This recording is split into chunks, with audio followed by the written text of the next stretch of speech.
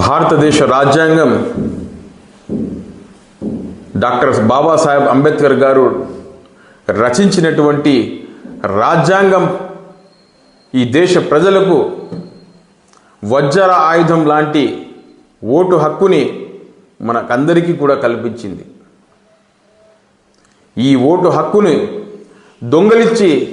Bharatiya Janata party 2014లో 2019లో మొన్న 2024లో 3 సార్లు మాటికి అధికారంలోకి వస్తుందంటే ఇది కేవలం ఓట్ చోరీతో వచ్చిందని చెప్పి ఈరోజు భారతదేశ వ్యాప్తంగా ప్రజలందరూ కూడా కన్ఫర్మ్ చేసుకున్నారు. ఓట్లను దొంగలించి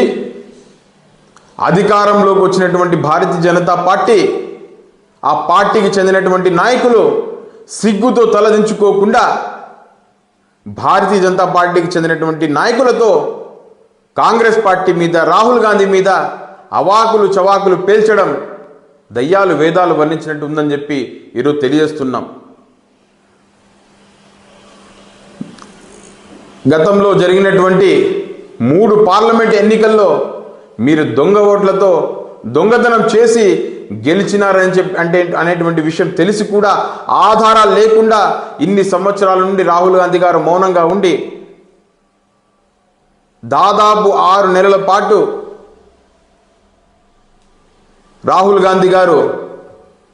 మీరు ఏ విధంగా దొంగతనం చేశారనే దాని మీద స్ట్రింగ్ ఆపరేషన్ చేసి ఆధారాలు సంపాదించి ఆయన పవర్ పాయింట్ ప్రజెంటేషన్ పెట్టి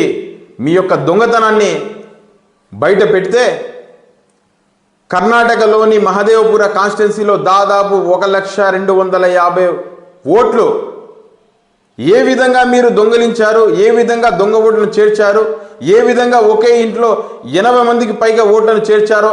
ఏ విధంగా ఓటర్ లిస్టులో తండ్రి పేరుకు బదులు AZB అని చెప్పి, DX అని చెప్పి, 0 అని చెప్పి, అడ్రస్లు 0 అని చెప్పి ఏ విధంగా చేశారో, అదేవిధంగా ఫామ్ 6ని దుర్వినియోగం చేస్తూ, ఫామ్ 6 అంటే 18 సంవత్సరాలు ఓటు నిండినటువంటి వాళ్లకు కొత్తగా ఓటును చేర్చుకునేటువంటి ఆ యొక్క ఫామ్తో 45 సంవత్సరాల నుండి 85 సంవత్సరాలు వయసు కలిగిన వాళ్ళని కొత్తగా ఓటు ఎంట్రీ చేసి దాదాపు 33,000 మంది ఓటర్లను చేర్చడం చూసాం. ఒక వ్యక్తికి సంబంధించి 4-5 బూతుల్లో ఓట్లు ఉండడం చూసాం. ఇవన్నీ కూడా రాహుల్ గాంధీ గారు ఆధారాలతో సహా ఎలక్షన్ కమిషన్ ఇచ్చినటువంటి యొక్క డేటాతో, మాన్యువల్ డేటాతో, ఓటర్ లిస్ట్